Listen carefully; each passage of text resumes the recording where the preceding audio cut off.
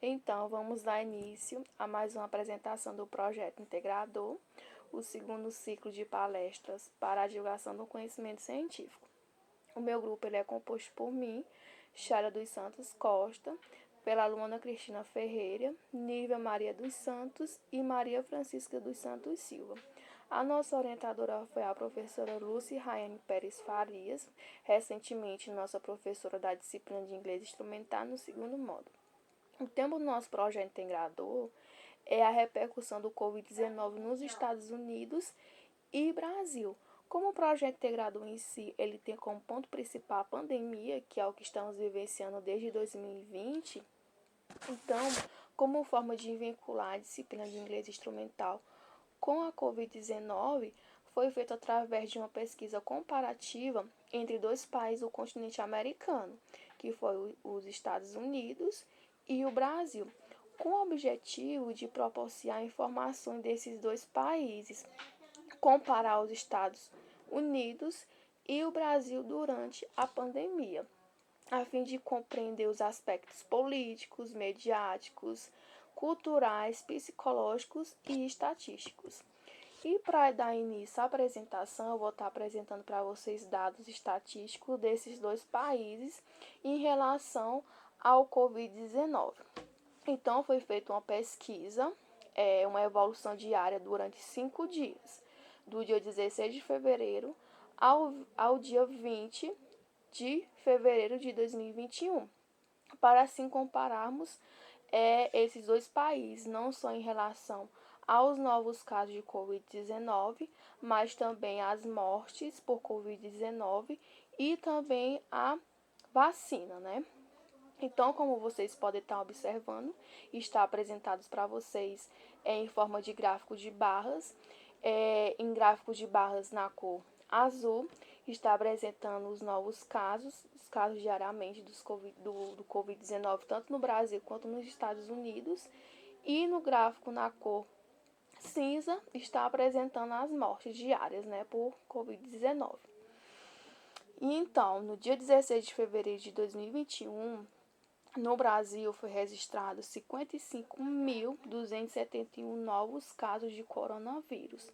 Em relação aos Estados Unidos, que nesse mesmo dia foi registrado 64.376 novos casos.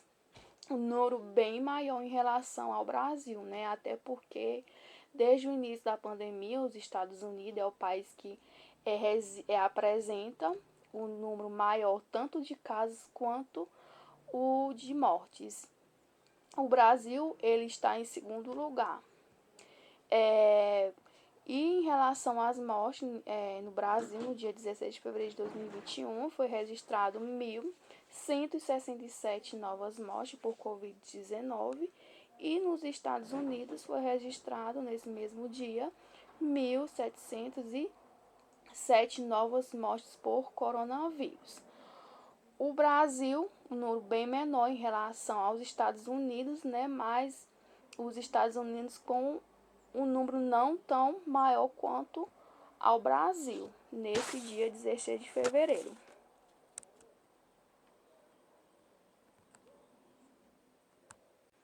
Então, no segundo dia de evolução diária, né, no dia 17, como eu falei, foi 5 dias, né, de evolução diária, acompanhando os dois países, tanto dos casos de Covid quanto mortes. E no dia 17 de fevereiro, podemos observar que no Brasil registrou 56.766 novos casos, em comparação ao dia 16, que foi um número bem menor. E nos Estados Unidos, podemos ver que foi registrado 70.176 novos casos, em comparação de 16, que foi um número bem menor também, né? Já no dia 17, tanto o Brasil quanto os Estados Unidos registrando um número bem maior de casos de coronavírus. Em relação à morte, no dia 17 de fevereiro de 2021, no Brasil, foi registrado 1.150 mortes, em comparação ao dia 16, que foi o número foi bem menor, que foi 1.167, E em relação aos Estados Unidos, que foi registrar 2.471 novas mortes por coronavírus. Em relação ao dia 16, que o número foi bem mais menor, em comparação ao 17, que teve praticamente o dobro de mortes, né, no dia 17. No terceiro dia de evolução, no dia 18 de fevereiro, podemos observar que no Brasil houve 51.879 novos casos de coronavírus, em comparação ao dia 17, que houve um número bem menor. Então, no dia 18, houve uma queda, né, de casos no Brasil. E nos Estados Unidos, no dia 18 de fevereiro de 2021, ele registrou 71.874 novos casos de coronavírus, em relação ao dia 17, que houve um número menor, sendo que no dia 18 os Estados Unidos registrou um número bem maior em relação ao dia 17 de casos de coronavírus. E em relação à morte no Brasil, ele registrou 1.367 novas mortes por Covid-19, em relação ao dia 17, que foi registrado 1.150. Então, houve também uma queda de mortes no Brasil, né, em relação ao dia 17. E nos Estados Unidos foi registrado 2.620 mortes por coronavírus somente no dia 18, em comparação ao dia 17, que foi 2.471. Então, a queda, assim, teve uma queda pouca, mas teve, né, em relação ao dia 18 para o dia 17.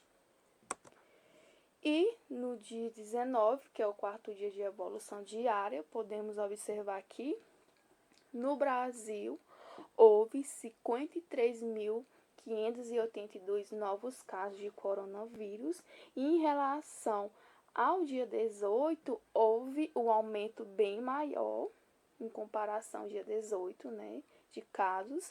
E nos Estados Unidos, nesse dia 19, houve 78.018 novos casos de coronavírus. E em relação ao dia 18, também houve um aumento de casos, né, em comparação ao dia 18.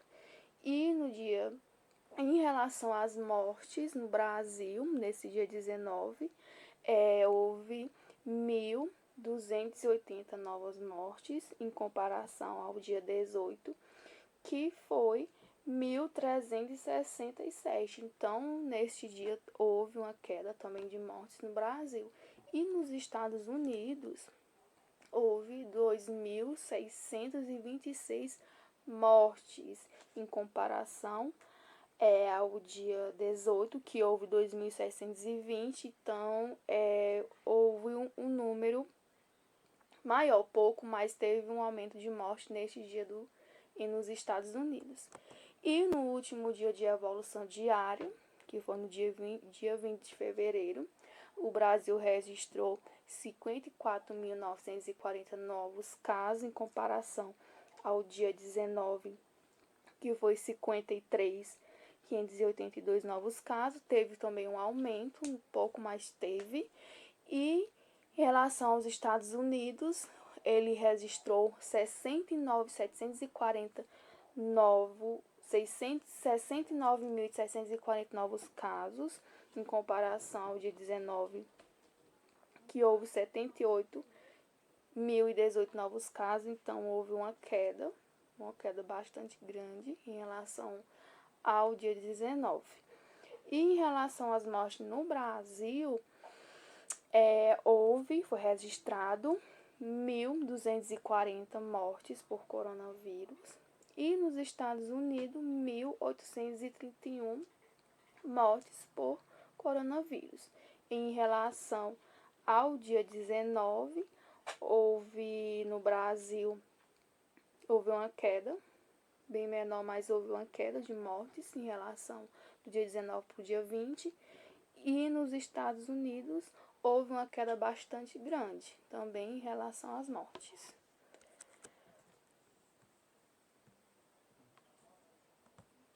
Então, agora vamos para os dados da vacinação, fazer uma comparação do Brasil com os Estados Unidos. E no Brasil já foram aplicados 5.703.270 vacinas. Pessoas vacinadas na primeira dose foram de 4.755.676 pessoas vacinadas. E na segunda dose foram de 947.594 pessoas vacinadas na segunda dose.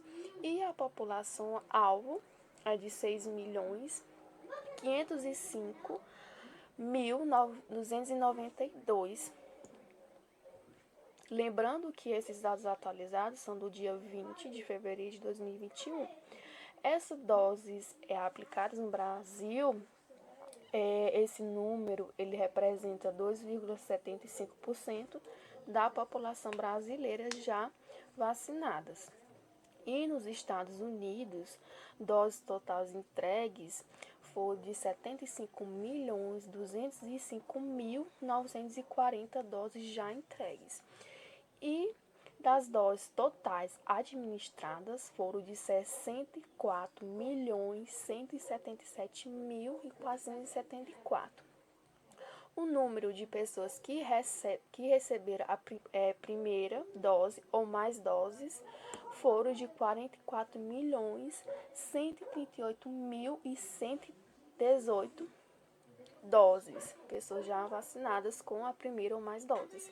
E o número de pessoas que estão recebendo a segunda dose, que já receberam a segunda dose no caso, são 19.438.495 pessoas que já receberam a segunda dose nos Estados Unidos.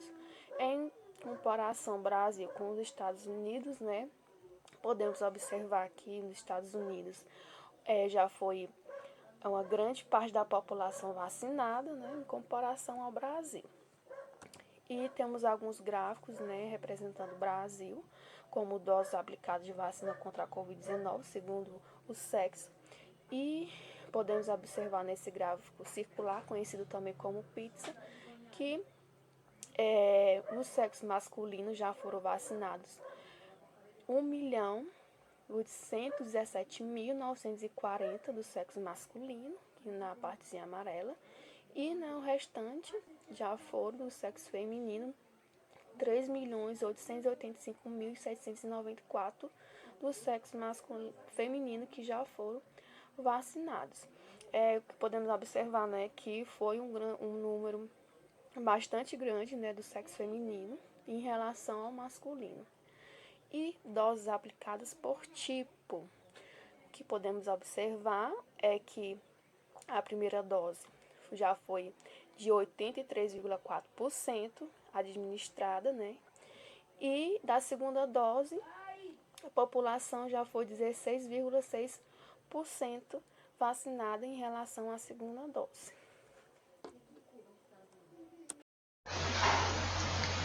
Olá pessoal, meu nome é Luana. Eu vou dar continuidade falando um pouco sobre as políticas públicas na área da saúde, das medidas e as ações que foram tomadas pelos governos dos Estados Unidos e do Brasil em relação à pandemia, se essas medidas foram eficazes para solucionar os problemas que surgiram durante esse período, e das especulações que foram criadas nos Estados Unidos e em outros países também sobre o surgimento do novo coronavírus, apontando um culpado. Mas será que existe mesmo culpado pelo surgimento desse vírus? E a relação política e medicina? O que seria ideal? A política deve ser deixada de lado das práticas da medicina ou não? Como é que deveria ser essa relação para que possamos oferecer o melhor tratamento para as pessoas em relação ao coronavírus? Então, desde que o coronavírus começou a se espalhar pelos Estados Unidos, houve também muitos ataques xenofóbicos aos asiáticos, por conta do ódio, né, que surgiu com uma ideia que foi propagada de que a China é a culpada pelo surgimento e a disseminação da Covid-19. Então, qualquer pessoa que tenha traços físicos semelhantes ao chinês corre o risco de ser xingado ou até mesmo agredido na rua, nos parques ou em qualquer lugar público.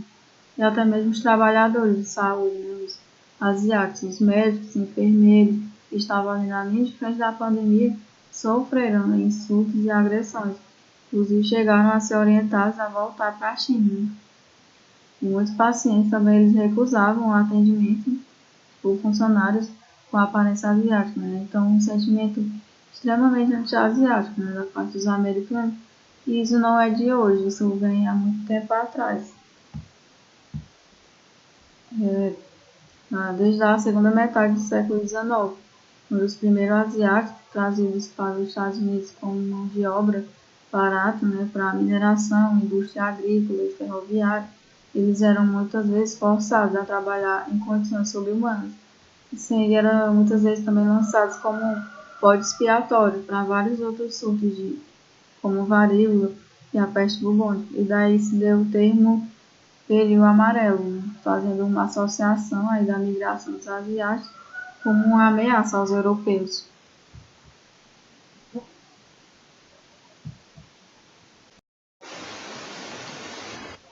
Durante a pandemia, o ex-presidente dos Estados Unidos, Donald Trump, ele se referiu ao novo coronavírus de modo bastante pejorativo. Em uma coletiva de imprensa, ele denominou o vírus como vírus chinês.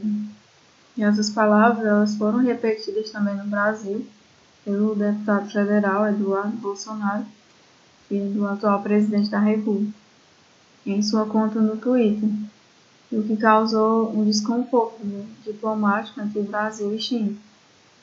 Então, diante desse cenário de pandemia, as comunidades de imigrantes descendentes de chineses e de outros países asiáticos, não só em outros países do mundo, mas também no Brasil, eles têm sido alvo de constantes ataques racistas e xenofóbicos, seja nos espaços urbanos ou também nas redes sociais, como na charge ele fala, além do coronavírus, existe outra doença que é a xenofobia, e aí várias pessoas culpando os chineses pela doença.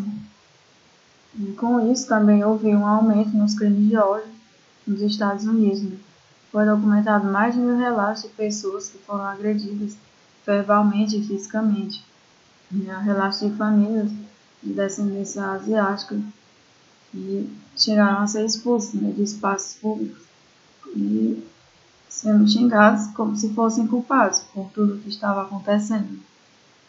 Desde o início da pandemia, eles vêm sofrendo essa intolerância e precisa ser combatido, ou pode virar mais um grave problema, somado a tudo que o mundo já enfrenta. No dia 29 de maio, o presidente Trump anuncia a retirada da contribuição anual da OMS. O que é a OMS? Ela tem como objetivo garantir todas as pessoas o mais elevado nível de saúde. Como todos já sabem, de acordo com a OMS, saúde é um estado completo de bem-estar físico, mental e social. E é um órgão que possui muito conhecimento, informações em tempo real de doenças, epidemias, das doenças contagiosas, dos dados estatísticos, quando um dia de aumento, um dia de baixa dos casos. Pois todos os ministérios eles enviam esses dados para a OMS. E os Estados Unidos eles têm uma importância no aspecto financeiro, por ter uma forte economia, contribui de forma bastante significativa, e no aspecto científico também. A interação dos médicos, cientistas e autoridades de saúde dos Estados Unidos com a OMS. E essa decisão de Trump também se deu porque ele acreditava que a OMS era controlada pela China. Inclusive, a China contribui menos que os Estados Unidos. De acordo com o Partido Republicano, eles achavam que atacar a China ajudava o presidente na campanha eleitoral, pelo ressentimento já existente por questões econômicas, políticas e com a pandemia, pondo a China como os responsáveis pelo surgimento da Covid. Então, para Trump, não fazia sentido os Estados Unidos contribuir com quase $500 milhões para um órgão que estaria a serviço de um inimigo. É isso que ele acreditava. E a falta dessa contribuição, ela terá grandes impactos, né, nos programas da OMS de pesquisa e vacinação dos países mais pobres, né, do mundo. Inclusive, o atual presidente, né, Joe Biden, já havia falado aqui da volta, né, sobre essa volta à contribuição à OMS.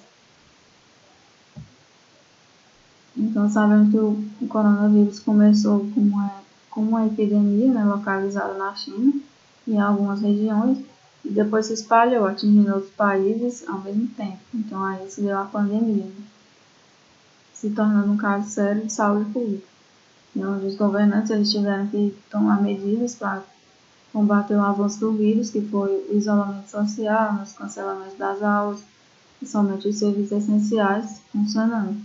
E algumas pessoas ficaram sem trabalhar, né, sem poder ir trabalhar. Nos Estados Unidos, né, no início da pandemia, o presidente deixou claro que a economia era a prioridade. E isso causou uma desinstabilidade ao retirar o financiamento da OMS. E em seus discursos xenofóbicos, né, ele gerou medo e confusão na população de imigrantes, que até evitavam serviços de saúde, mesmo quando eles tinham acesso. E isso dificulta, né, a identificação de novas infecções. O novo presidente Joe Biden também reverteu algumas medidas de saúde do governo, como uma delas foi reabrir os mercados de seguro na saúde, que teve autorização negada anteriormente. E o Brasil ele é signatário da OMS, né, que monitora alguns países que tiveram casos. A OMS fez um guia, né, um guia de recomendações e de diagnósticos, tratamentos. Então, os ministérios recebem essas informações e repassam para as secretarias de Estado. Então, eles capacitam os servidores públicos para pensar políticas públicas integradas, né, entre órgãos federais, estaduais e municipais. O papel do SUS é muito importante, né, porque os profissionais são altamente capacitados. E inclui também, essas recomendações inclui também o serviço de saúde privado.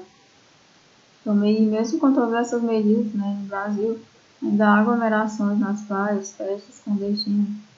E há também pessoas que não acreditam no vírus, né, não levam a sério a doença.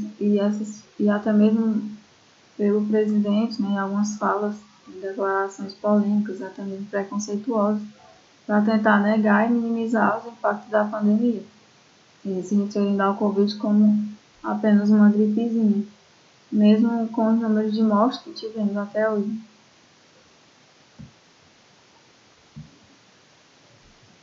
Os Estados Unidos eles foram pegos de surpresa, né, pela pandemia, onde as atenções elas estavam voltadas totalmente para as questões políticas, né, a preparação para um ano de eleição presidencial. E isso pode ter prejudicado os Estados Unidos na preparação do país, né, no diagnóstico e prevenção precoce do Covid, e transformou essa situação em uma batalha política, onde a maioria das decisões eram relacionadas à pandemia eram tomadas pelos políticos, mais pelos políticos do que pelos cientistas. E foi divulgado também por Trump um possível tratamento, né, para a Covid, que era o uso da hidroxicloroquina. E aqui no Brasil também, o presidente também defendeu essa ideia. Então, os republicanos eles acharam sábio o uso desse medicamento, já que já os democratas e apoiadores da mídia especialista eles eram contra, por conta da toxicidade dessas drogas, né, e possíveis efeitos colaterais graves, podendo custar vidas. E eles alertaram também sobre a escassez, né, desse medicamento para os pacientes que precisam, para outras doenças, como lúpus, por exemplo. Então, o que faltou foi a voz da ciência, dos profissionais da área. Eles estavam tão ocupados debatendo opiniões com os meios de comunicação, né? E essas afirmações, mesmo vindas de líderes respeitados, acabam gerando confusão, entendeu? Em quem acreditar, na ciência ou nas autoridades. Então, a decisão do melhor tratamento ela deve ser baseada em fundamentos científicos, né? E livre de políticas e pressão da mídia. E a mídia, na verdade, ela deve depender exclusivamente da ciência. Então, só assim podemos confiar no que está sendo fornecido o melhor tratamento aos pacientes, como as vacinas que foram testadas e aprovadas. Então, o melhor caminho é deixar, assim, a política fora das práticas da medicina.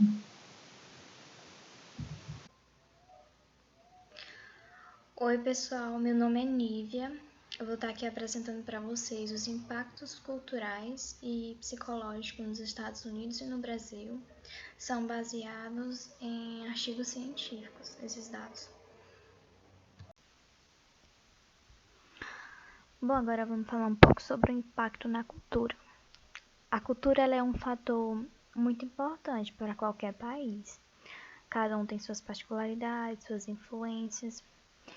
E em relação aos Estados Unidos e ao Brasil, essas diferenças são notáveis, são muito fortes e vai muito além de questões financeiras. Uma dessas diferenças que vale levar em consideração nesse momento é a afetividade. A forma como o brasileiro é considerado uma pessoa calorosa, que gosta de um contato físico, de interagir.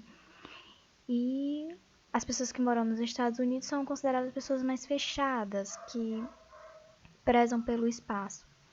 Mesmo com essa diferença, né, que é muito grande em relação a esses dois países, a forma como essas pessoas foram prejudicadas foi na mesma intensidade.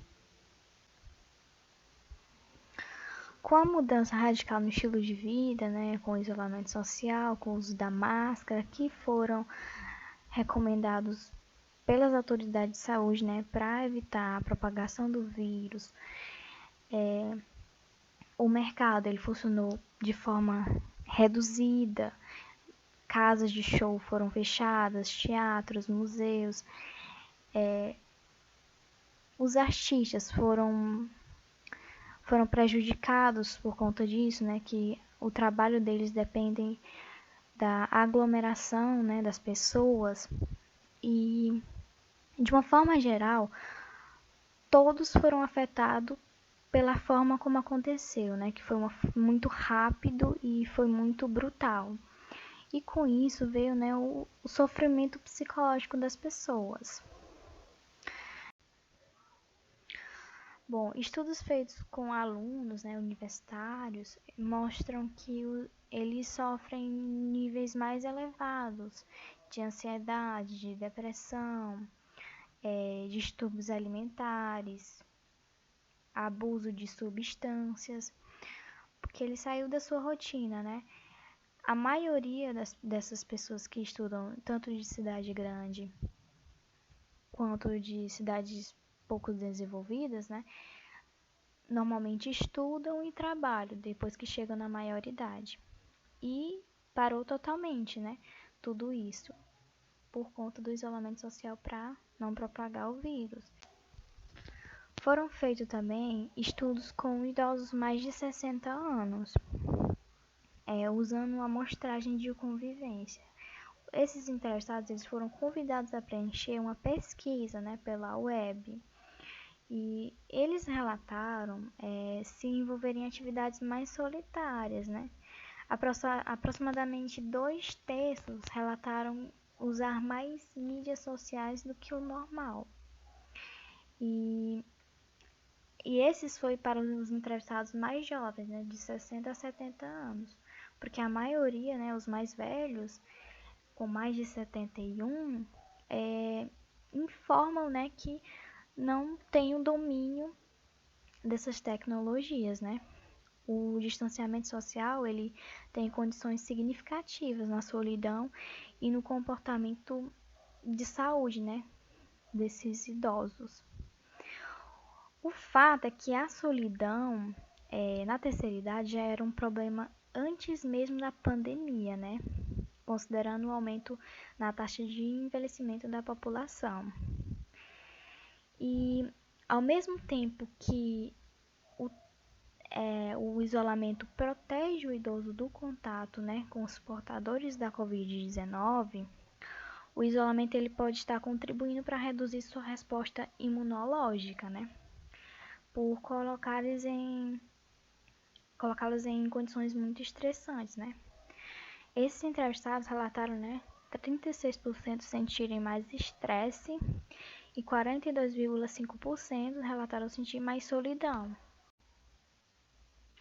Bom, com a pandemia, trouxe muito estresse financeiro, né? Perturbou a vida de muita gente. E foi muito rápido, né? Mais rápido do que qualquer crise econômica, né? Ou um desastre natural. E um estudo feito, né, com a população em geral teve como objetivo, né, avaliar o impacto da pandemia no sofrimento psicológico, né, e identificar os grupos vulneráveis. E fizeram, né, uma comparação entre o mês de fevereiro de 2019 e o mês de maio de 2020, né? E identificaram que nos Estados Unidos, né, esse número ele prevalece mesmo, não aumentou muito, né? Teve um aumento, mas foi um aumento considerado pequeno, né? Bom, e no Brasil, esse número ele cresce cada dia mais. E muito mais em grupos que são mais vulneráveis, né, como os idosos, que pelo medo, né, de adoecer, de ser contaminado, né, e se sentir só, tudo isso faz com que essa faixa etária seja mais prejudicada, né? Bom, no Brasil, muitas pessoas já relaxaram em relação ao isolamento social, né? A vacina tá aí, mas bem antes da vacina ser anunciada, né? Os brasileiros estavam levando na brincadeira, né? Aí já estavam fazendo aglomeração, já estavam abrindo aos poucos, né, os estabelecimentos, muitas vezes por causa do desemprego, né? Não tendo uma fonte de renda, e aí com isso aumentou a aglomeração, né? E essas pessoas, né, que estão desenvolvendo problemas psicológicos, né, é relatado em um artigo científico que elas ou tiveram problemas antes da pandemia, né, já sofriam com isso, já tinham ansiedade, alguma coisa do tipo, e ampliou, né, com esse impacto da pandemia. Bom, aqui vai umas dicas, né, para evitar o isolamento psicológico, né? Nós temos que nos mantermos conectados, né? Ter contato com pessoas que nós gostamos muito, né, que estão distantes de nós, pela tecnologia, né? É muito fácil hoje se comunicar e construir rotinas criativas, né, como pintar, brincar com animal de estimação, né, conversar, assistir filmes, né, estudar. Agora vamos falar um pouco sobre mídias sociais e o uso de plataformas durante a pandemia, né? Essas plataformas de mídias sociais, elas foram exploradas principalmente como uma ferramenta de recrutamento de pesquisas, que vão induzindo os pesquisadores a explorarem de maneiras inovadoras e eficientes. Uma das vantagens dessas plataformas é que foi possível organizar projetos de pesquisas colaborativos e estudos com mais de um centro de pesquisa. Uma outra vantagem é que essas plataformas de mídias sociais é um suporte à educação médica, né?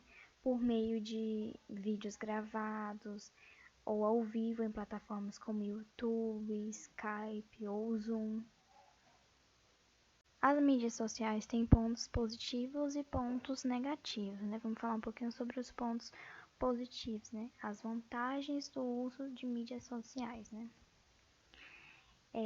Elas têm grande vantagem na disseminação de conteúdo educacional. Uma disseminação mais rápida de informações sobre medidas preventivas, né? Tem muitos potenciais. Nos vídeos publicados nessas plataformas de mídias sociais, foi verificado em um estudo que um terço desses vídeos, eles mencionam as medidas de prevenções recomendadas e menos da metade menciona os sintomas mais frequentes e quase 90% comenta sobre óbitos, ansiedade e estado na quarentena. E isso nos deixa uma reflexão importante, né, sobre as oportunidades de divulgação de informação de qualidade, né, sobre a prevenção do contágio, né, os sintomas frequentes da Covid-19 em plataformas como o YouTube, né, que são cada vez mais consultadas como fonte de informação. Estudos têm mostrado que a divulgação de leitura científica em plataformas de mídias sociais tem aumentado o número de downloads, consultas, citações de artigos, né, que com a pandemia do Covid-19 são características que, sem dúvida, têm permitido a rápida disseminação do conhecimento, né, em todo o mundo. E entre os pontos negativos, né, que são as desvantagens do uso das mídias sociais, nós temos a possibilidade de que as informações sejam transmitidas de forma inválida, né, que não sejam atuais, que sejam de forma incorreta, né, e muitas vezes falsas.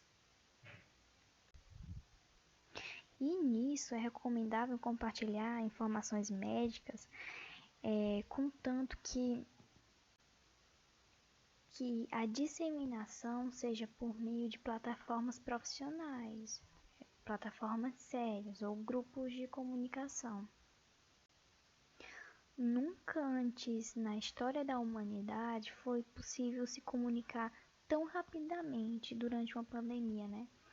As plataformas de mídias sociais, elas têm sido uma peça-chave para essa disseminação de informações.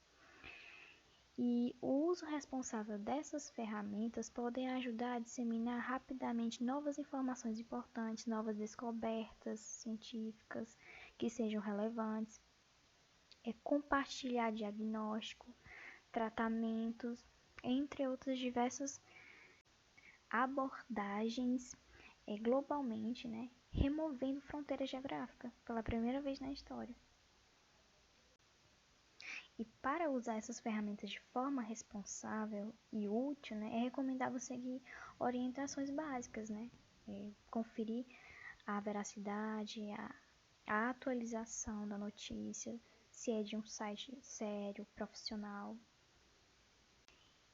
E muitas dessas notícias que são falsas, que são publicadas em sites não confiáveis e as pessoas estão tendo acesso, podem causar ainda mais o problema psicológico, causando ansiedade, depressão, né, como já foi citado anteriormente, entre outros fatores. Então, devemos conscientizar a população, né, a sociedade, que quem compartilha informações falsas, fotos, vídeos que são manipulados, publicações duvidosas de uma forma em geral, elas podem trazer riscos para a saúde pública. E isso é muito ruim. E é isso, pessoal. Gostaríamos de agradecer à professora Lucy pelo apoio, pelas orientações.